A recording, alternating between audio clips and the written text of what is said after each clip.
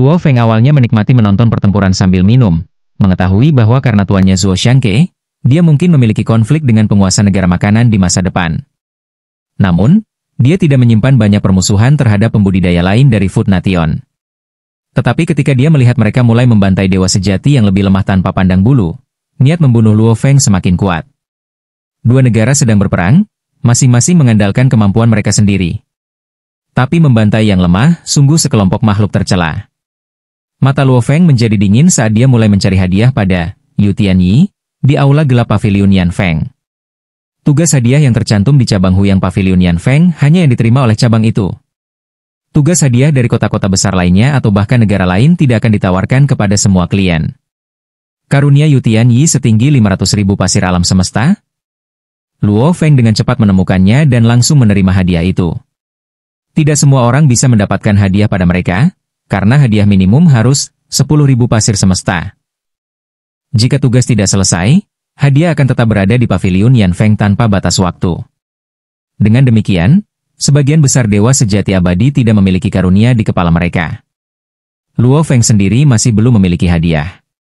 Raja Dewa Luo Hi ini berhasil membunuh dewa sejati abadi teratas hanya dengan teknik domain. Harta karun aliran mekanisnya pasti istimewa, Yu Tianyi berspekulasi. Ada harta karun aliran mekanis tipe kombinasi yang dapat menyempurnakan kekuatan ilahi ke tingkat yang sebanding dengan kekuatan ilahi yang kacau, memungkinkan mereka untuk melepaskan teknik kacau dan mencapai kekuatan tersebut.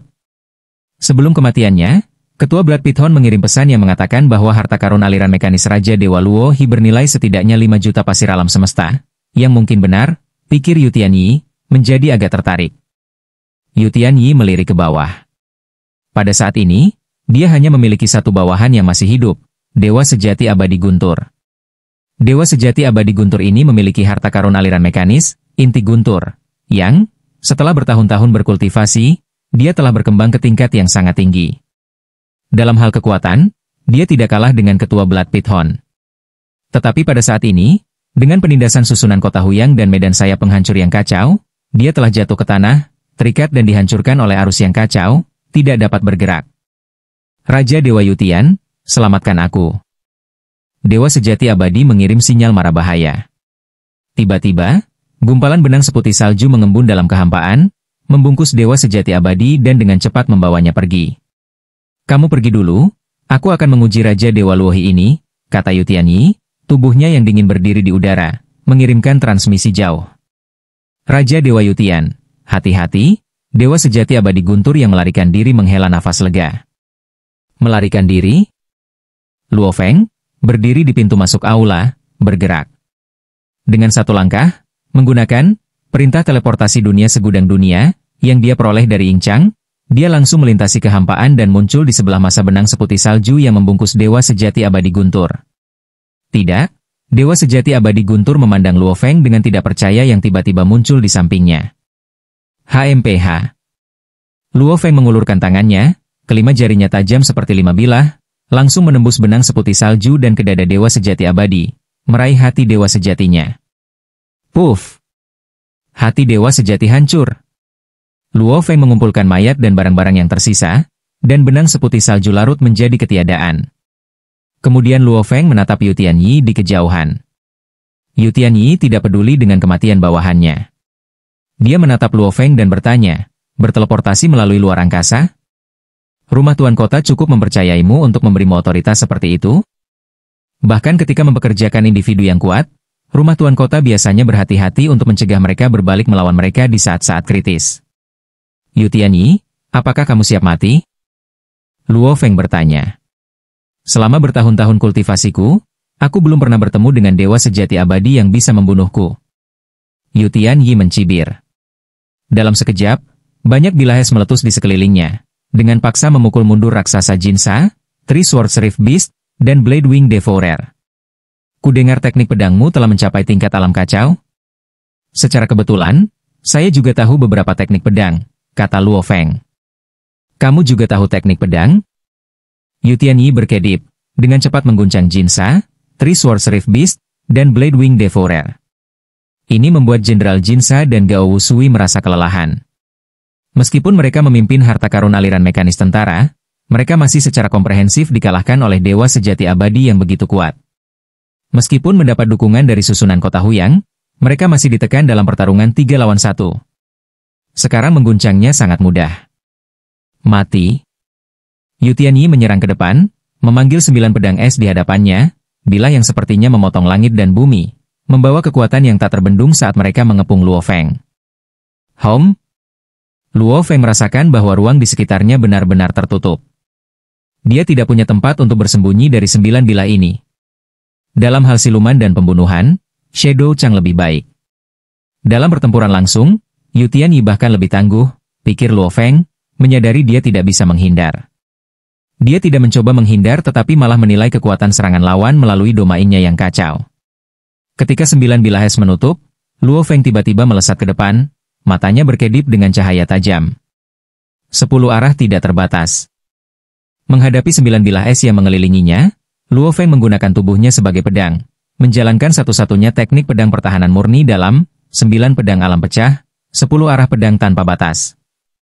Bas, seluruh tubuh Luo Feng menjadi seperti pedang. Kekuatan menakutkan berputar-putar di sekelilingnya, membentuk lapisan bayangan bilah tebal. Bayangan bilah berlapis satu sama lain, membuat sosok Luo Feng tampak kabur. HMPH. Yu Tianyi yakin dengan kekuatannya. 9 bilah es bertujuan untuk memotong dan menghancurkan segalanya, mengenai Luo Feng. Saat 9 bilah es memotong lapisan bayangan bilah, kekuatannya berkurang secara signifikan. Pada saat mereka memukul tubuh Luo Feng, tubuh ilahi sempurnanya yang disempurnakan 3 kali lipat hanya menunjukkan beberapa goresan di permukaan, yang menghilang hampir seketika. Menggunakan tubuhku untuk melakukan 10 arah Boundless Blade untuk memblokir teknik pedangnya, itu hanya mematahkan beberapa kulit, pikir Luo Feng. Setelah lebih dari 20 zaman kultivasi, Luo Feng jauh lebih kuat daripada ketika dia melawan Shadow Chang, jadi dia bahkan tidak menggunakan teknik pemusnahan untuk membakar kekuatan ilahinya, hanya menggunakan tubuh ilahinya yang sempurna 3 kali disempurnakan. Adegan ini membuat Yu Tianyi, yang telah menyerang ke depan, tiba-tiba berhenti, agak terkejut. Teknik pelindung macam apa ini? Dengan lapisan bayangan bilah yang melindunginya, teknik paling membanggakanku bahkan tidak bisa melukainya. Pedang tak terbatas 10 arah masih belum cukup kuat, pikir Luo Feng. 9 pedang alam pecah, mencakup 6 pedang di level abadi, menjadi semakin kompleks seiring berjalannya waktu. Terlepas dari Life and Death Blade sebelumnya, Return to Void Blade, dan Reincarnation Blade, yang kemudian, Three-Phase Shadow Blade, Vive Directions Rift Heaven Blade, dan Ten Directions Boundless Blade, semuanya memadukan beberapa konsep, memperdalam pemahaman Luo Feng tentang hukum yang kacau. Tapi pada akhirnya, mereka masih tidak sekuat teknik pedang tingkat kacau yang sebenarnya. Luo He, sepertinya kamu memiliki harta aliran mekanis tipe kombinasi yang unggul dalam domain, pertahanan, dan teleportasi.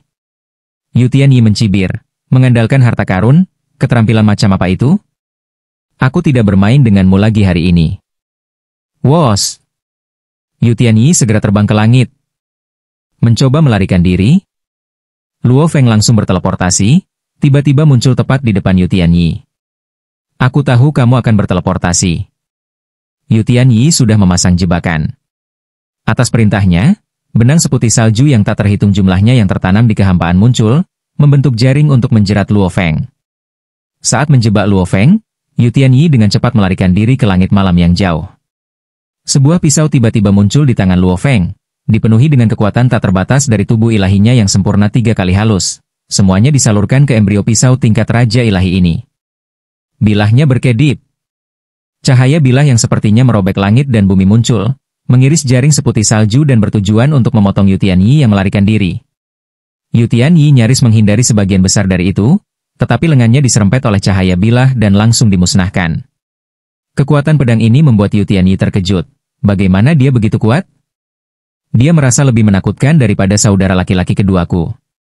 Luo Feng, mengikuti cahaya pedang, menyerang ke depan dengan kecepatan menakutkan dari tubuh ilahi sempurnanya yang 3 kali halus, dikombinasikan dengan kontrol spasial dari perintah teleportasi dunia segudang dunia. Pada jarak sedekat itu, Yu Tianyi tidak bisa menghindar. Tidak baik. Yu Tianyi merasakan sosok yang tak terbendung dan menakutkan menabrak ke arahnya. Boom! Tubuh esnya hancur total. Luo Feng melewati tubuhnya dan kemudian berhenti, mengerutkan kening saat dia melihat sekeliling. Dia memadatkan tubuh es untuk datang dan menyerang. Bentuk aslinya bahkan tidak ada di sini, Luo Feng dengan hati-hati merasakan segala arah, dan dia tidak berada dalam domain kacauku yang kacau. Bentuk aslinya bersembunyi jauh, dengan hanya tubuh yang terbentuk dari kekuatan es yang keluar untuk bertarung, membuatnya sangat sulit untuk membunuhnya. Dan ini hanyalah sarana dari Tuhan sejati yang abadi. Para master kacau kuno itu semua banyak memikirkan teknik penyelamatan hidup mereka dan bahkan teknik reinkarnasi. Bahkan Raja Ilahi tidak bisa mengklaim bisa sepenuhnya membunuh Tuan yang kacau. Di permukaan, mereka mungkin membunuh mereka, tetapi mungkin mereka akan hidup kembali di suatu tempat, atau bahkan bereinkarnasi. Seperti tuannya, Zuo Shanke, yang memilih untuk bereinkarnasi, memotong semua karma. Selama dia tidak mengungkapkan dirinya, tidak ada yang bisa mengenalinya. Ini meninggalkan penguasa bangsa Si dengan musuh yang tersembunyi dan tangguh. Menyerang dan mencaplok bangsa-bangsa ilahi lainnya akan membawa banyak masalah di masa depan, dan karena bangsa Si memilih jalan ini, mereka harus siap untuk menghadapi masalah masa depan ini. Dari 5 dewa sejati abadi dari bangsa Si kali ini, aku hanya berhasil membunuh 3. Luo Feng turun, benar-benar tidak mudah untuk membunuh mereka sepenuhnya. Luo Hi Raja Dewa. Pasukan penyerang dari bangsa Si telah dikalahkan total. Jin Saraksasa, binatang Rif 3 pedang, dan pemakan sayap pedang terbang, semuanya bersemangat. Seperti yang diharapkan dari Luo Hi God King, begitu dia bergerak, dia benar-benar menghancurkan mereka. Luo Feng tidak terlalu bersemangat. Meskipun dia telah menerima hadiah untuk Yu Tianyi, dia masih tidak bisa berbuat apa-apa padanya. Aura pertempuran yang kuat. Luo Feng merasakan gelombang energi yang menakutkan meletus dari bagian lain yang jauh di kota Huyang, terutama yang ada di barat daya, di mana 2 makhluk yang sangat kuat tampaknya bertarung. Jika aku tidak membakar kekuatan ilahiku, aku mungkin selangkah di belakang mereka. Pertempuran sengit di wilayah barat daya melibatkan 2 petarung yang jauh melampaui level Yu Tianyi dan Shadow Chang. Molisia, saya merasakan pertempuran sengit di wilayah barat daya kota Huyang. Apakah Anda membutuhkan bantuan saya? Luo Feng mengirimkan pesan. Aku sudah mengalahkan pasukan bangsa Si di sisiku. Luo Hi Raja Dewa, tolong terus jaga area terlarang. Pasukan bangsa Si dapat kembali untuk serangan mendadak kapan saja, jawab Molisia. Saat ini, ada banyak kekuatan dari bangsa Si yang menyerang di dalam kota Huyang. Setelah kota stabil, Anda akan menyelesaikan tugas Anda. Baiklah, jawab Luo Feng. Dia mengerti bahwa, di satu sisi, rumah tuan kota telah membuat pengaturan terperinci, dan pasukan pertahanan cukup kuat, jadi bantuannya tidak diperlukan. Di sisi lain, sebagai pekerja upahan, kepercayaan rumah tuan kota padanya terbatas. Aku ingin berdebat dengan beberapa ahli lagi, tapi sepertinya itu tidak akan terjadi, pikir Luo Feng saat dia kembali ke pintu masuk aula area terlarang, merenungkan pertempuran sebelumnya. Kekuatan ilahi Yu Tianyi jauh lebih rendah darinya, dan bahkan dengan kekuatan es, harta karun aliran mekanis, dia bukan tandingan tubuh ilahinya yang sempurna. Teknik pedangnya, Luo Feng mengenang, itu memiliki dampak besar pada luar angkasa, sangat berbeda dari perintah teleportasi dunia segudang dunia. Luo Feng merenung dan mengerti. Jalan menuju hukum kacau tidaklah mudah, dan karena hanya menjadi dewa sejati abadi selama lebih dari 20 zaman, pengalaman dan pemahaman Luo Feng jauh di belakang Yu Tianyi, Yu Tiansu, dan awan darah. Luo Feng akan belajar dari lawan-lawannya untuk tumbuh lebih cepat. Area terlarang kami telah menang. 2 area terlarang lainnya masih dalam pertempuran, kata anggota tentara Jinsa, Three Swords Rift Beast, dan Blade Wing Devourer saat mereka berkomunikasi di antara mereka sendiri, merasa jauh lebih nyaman. Untungnya, kami memiliki Luo Hi God King. Jika hanya kami mungkin harus meminta bala bantuan. Luo Hi Raja Dewa memang menepati janjinya. Dia bahkan berhasil membunuh beberapa dewa sejati abadi bangsa Si. Dewa sejati abadi guntur itu, yang kemungkinan memiliki harta karun aliran mekanis, juga jatuh ke tangan Raja Dewa Luo Hi. Menghasilkan 1 atau 2 juta pasir alam semesta benar-benar sepotong kue untuk Luo Hi God King. Mereka bertukar pikiran, penuh kecemburuan. Meskipun rumah tuan kota percaya bahwa kemungkinan Raja Dewa Luo Hi mengkhianati mereka sangat rendah, mereka masih memiliki rencana cadangan. Jika Raja Dewa Luo Hi berbalik melawan mereka, rumah tuan kota akan segera memobilisasi bala bantuan. Ledakan. Ledakan. Di langit malam, 2 sosok yang menjulang tinggi bentrok dalam pertempuran. Salah satunya adalah Molisia, memimpin harta mekanik tentara, burung hantu ilahi berlengan 6, sementara yang lainnya adalah Yu Tiansu, dalam bentuk aslinya yang menjulang tinggi, memegang tongkat panjang dan membakar kekuatan ilahinya. Bentrokan di antara mereka membuatnya tampak seolah-olah langit dan bumi bergetar. Yu Tiansu ini benar-benar pantas menjadi pemimpin 5 Dewa Yu Tian. Tubuh ilahinya telah dibudidayakan ke tingkat yang tak terbayangkan, bahkan mungkin setara dengan tubuh ilahi tak terbatas. Mo Lixia kagum. Bahkan dengan bantuan tentara dan formasi kota Huyang, aku hampir tidak bisa melukainya. Yu Tiansu tidak bertahan sama sekali, menyerang tanpa henti dengan keganasan yang terasa seperti tabrakan dunia. Setiap luka ringan langsung disembuhkan oleh tubuh ilahinya. Mo Lixia menemukan dirinya dalam situasi yang sulit. Raja Dewa Awan Darah hanya memiliki keunggulan dalam hal alam saat menghadapiku.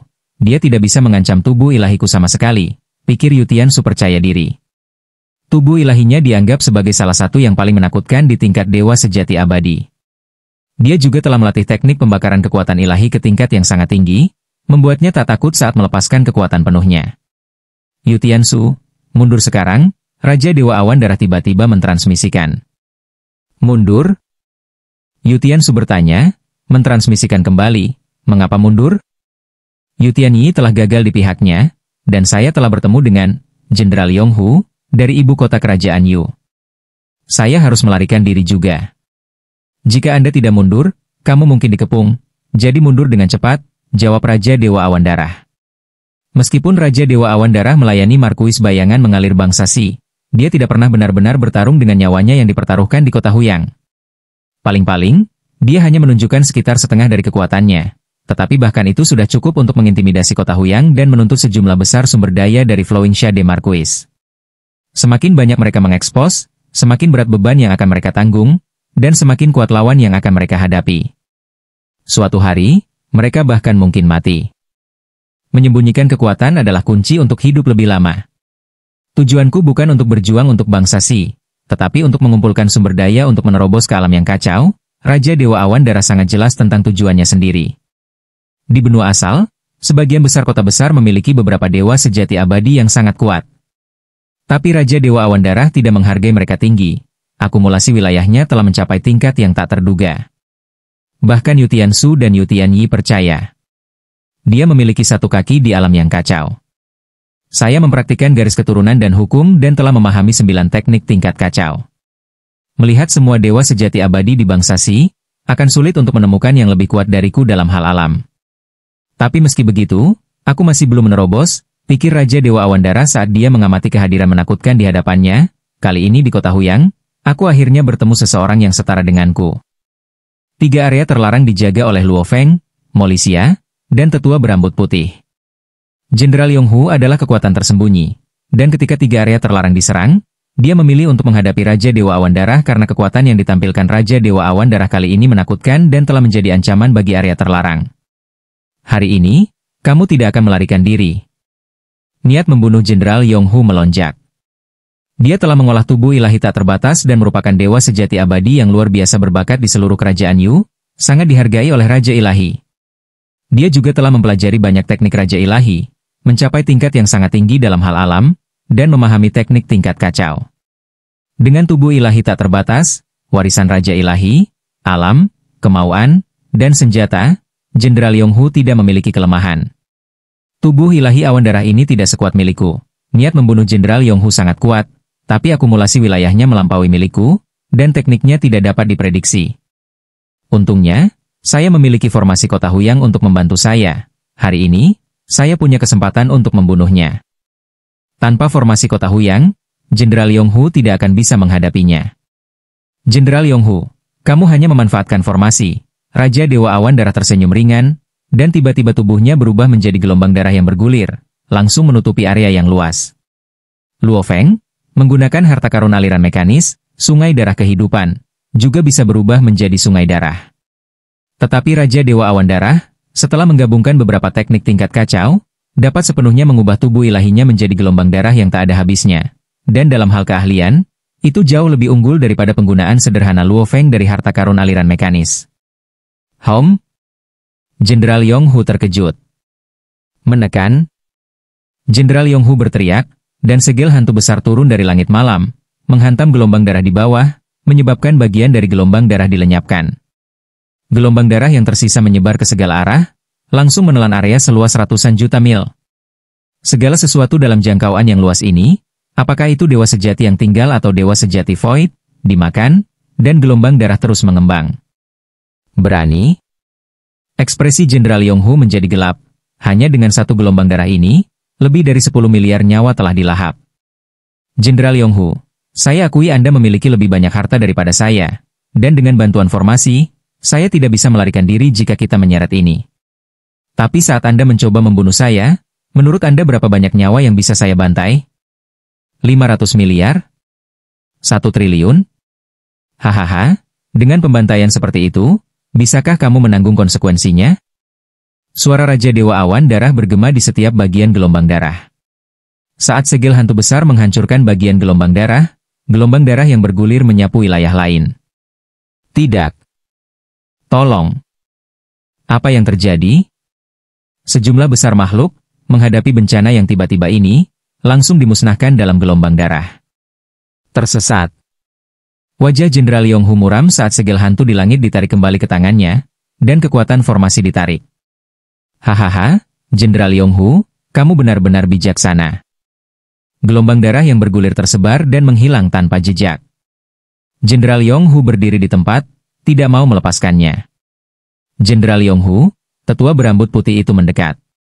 Mengorbankan ratusan miliar atau bahkan triliunan nyawa untuk membunuh dewa sejati abadi dari bangsa Si tidak sepadan, Jenderal Yonghu menggelengkan kepalanya, jika dia benar-benar membantai sebanyak itu, tidak hanya aku tetapi semua dari 5 keluarga besarmu akan dimintai pertanggungjawaban. Bagaimana Raja Dewa Awan Darah sekuat ini? Tetua berambut putih itu tidak bisa mempercayainya. Setelah bertahun-tahun, dia belum pernah menunjukkan kekuatan seperti itu sebelumnya. Kedua belah pihak telah berkonflik selama bertahun-tahun, dan Raja Dewa Awan Darah bahkan dirugikan. Tanpa formasi kota Huyang, aku juga tidak akan bisa menanganinya. Jenderal Yonghu memang terguncang. Dia memiliki reputasi yang tak tertandingi dan dipelihara oleh Raja Ilahi. Namun Raja Dewa Awan Darah ini, yang tidak terkenal, telah mengumpulkan alam di luar miliknya. Jenderal Yonghu menghela nafas dalam hati. Status tidak sama dengan kekuatan. Bahkan di antara para pembudidaya pengembara, mungkin ada mereka yang memiliki alam yang sangat tinggi, dan bahkan mungkin seorang master yang kacau mungkin muncul. Jangan pernah meremehkan lawan manapun, Jenderal Yonghu mengamati sekelilingnya. Daerah pemukiman dewa sejati di kota Huyang dibagi menjadi beberapa bagian, tetapi meski begitu, jangkauan gelombang darah tak berujung terlalu luas, dan dalam beberapa pertukaran, puluhan miliar nyawa telah dibantai. Diperkirakan sekitar 8 miliar nyawa hilang karena awan darah, kata tetua berambut putih itu dengan muram, kerugian besar seperti itu harus dilaporkan kepada Markuis dan ibu kota. Kami melakukan yang terbaik. Jenderal Yonghu berbalik dan pergi. Meskipun pertempuran tingkat master yang kacau dapat dengan santai menelan seluruh kota besar, memusnahkan semua kehidupan dalam sekejap. Namun, untuk konflik di tingkat dewa sejati abadi, mengingat kehancuran dan pembantaian di beberapa area kota Huyang malam ini, hampir 100 miliar nyawa hilang, yang merupakan sakit kepala yang signifikan bagi rumah tuan kota. Pembantaian terbuka seperti itu tidak bisa disembunyikan. Di depan aula area terlarang, Luo Feng duduk bersila, sementara Morosa dan Mo Yuqingyan berjaga di sampingnya. Luo Hi Brother, tugasmu selesai, Mo Lixia mentransmisikan ke Luo Feng. Pasukan bangsa Si telah mundur sepenuhnya, mereka tidak akan bertindak gegabah lagi. Dengan munculnya Jenderal Yonghu, pasukan bangsa Si secara alami berhati-hati. Kali ini, Raja Dewa Awan Darah telah mengandalkan pembantaian nyawa yang tak terhitung jumlahnya untuk memaksa Jenderal Yonghu berhenti. Baiklah, Luo Feng berdiri dan mentransmisikan kembali. Apa hasilnya kali ini? Tidak baik, banyak penduduk kota yang meninggal, Mo Lixia mentransmisikan. Detailnya mungkin akan segera menyebar. Mo Lixia sangat menyadari betapa baiknya berbagai faksi di kota Huyang. Peristiwa penting seperti itu tidak bisa disembunyikan, terutama dengan Yan Feng Guild yang sangat baik dalam mengumpulkan intelijen, bahkan melampaui rumah penguasa kota dalam banyak hal. Luo Feng melirik Morosa dan Mo Yuqingyan, kita bisa kembali sekarang. Luo Hi God King, kami berhutang padamu untuk ini, Jenderal Jinsa dan 2 komandan pengawal Huyang datang untuk mengantarnya pergi. Bukan apa-apa, Luo Feng mengangguk, lalu pergi bersama Morosa dan Mo Yuqingyan di atas kapal terbang. Jenderal Jinsa dan 2 komandan pengawal Huyang menyaksikan adegan itu. Kerugian kami di sini minimal, Tetapi dua daerah terlarang lainnya mengalami kerusakan yang signifikan, kata Jenderal Jin Sa. Terutama Raja Dewa Awan Darah, yang membantai terlalu banyak nyawa kali ini. Setelah kami mengalahkan Yu Tianyi, jika kami segera mengirim Raja Dewa Luo He ke area terlarang lainnya untuk mendapatkan dukungan, hasilnya mungkin berbeda, kata Gao Wushui.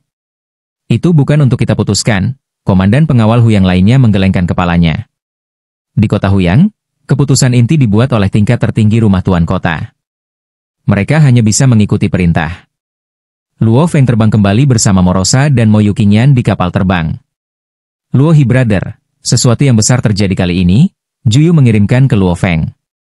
Jenderal Yonghu dari ibu kota kerajaan Yu kita muncul di kota dan berjuang untuk membunuh Raja Dewa Awan Darah.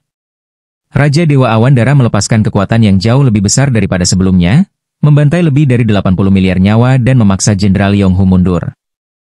Apa yang terjadi? Luo Feng sedikit mengernyit. Dari kecerdasan yang diberikan oleh tuannya, Zuo Shanke, dan garis keturunan Duan Donghe, Luo Feng sangat menyadari kebrutalan benua asal. Bahkan mengesampingkan master yang kacau dan Raja Ilahi, pertempuran antara dewa sejati abadi yang super kuat masih bisa memengaruhi kehidupan yang tak terhitung jumlahnya. Saya akan mengirimkan informasi terperinci kepada Anda, Juyu segera mengirim laporan komprehensif. Ini adalah intelijen terbaru yang dikumpulkan oleh Yan Feng Guild, sangat detail. Luo Feng segera meninjau laporan terperinci. Sebelum ini, dia tidak tahu bahwa Jenderal Yonghu ada di kota. Dan dalam lebih dari 20 zaman, dia tidak pernah menemukan Raja Dewa Awan Darah.